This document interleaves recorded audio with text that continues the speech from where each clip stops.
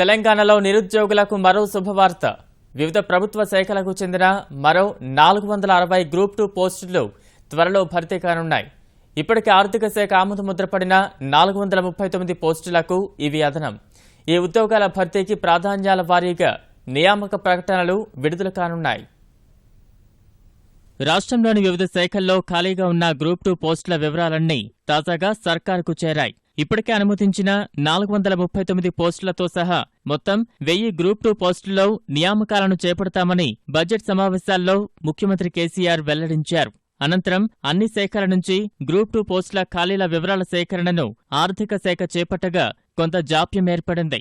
ఎట్టకేలకు అన్ని శాఖల వివరాలు ఆర్థిక శాఖకు చేరాయి. వీటన్నింటిలో దాదాపు 460 ఖాళీలు ఉన్నట్టు సమాచారం. ఇప్పటికే ఆమోదముద్ర వేసిన వాటితో కలిపితే గ్రూప్ 2 ఖాళీల సంఖ్య దాదాపు 900కు చేరుకుంది. కొత్త జిల్లాల ఏర్పాటు యోచనతో రెవెన్యూ శాఖలోని నియామకాలకు సర్కారు తొలి ప్రాధాన్యమిస్తోంది. ఎక్కువ ఉద్యోగాలు ఆ శాఖలోనే ఉన్నాయి.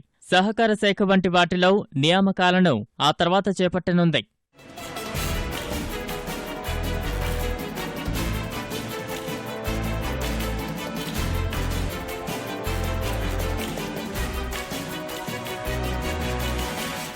ఒప్పంద ఉద్యోగులు ఎంతో కాలంగా ఎదురుచూస్తున్న క్రమబద్ధీకరణ ప్రక్రియ ఆర్థిక శాఖలో ప్రారంభమైంది.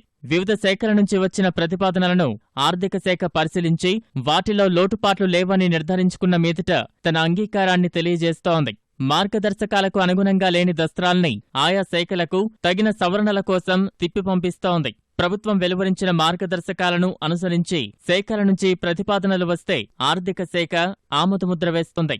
అమరవీరుల కుటుంబాల్లో ఉన్నత చదువులు ఉండి పై స్థాయి పోస్టులను కోరుకుంటే అలాంటి వారి దస్త్రాలను ఆర్థిక శాఖ పరిశీలిస్తుంది. జూనియర్ అసిస్టెంట్, అటెండర్ పోస్టుల్లో ఆయా జిల్లాల కలెక్టర్లే నియామకాలు చేపడతారు.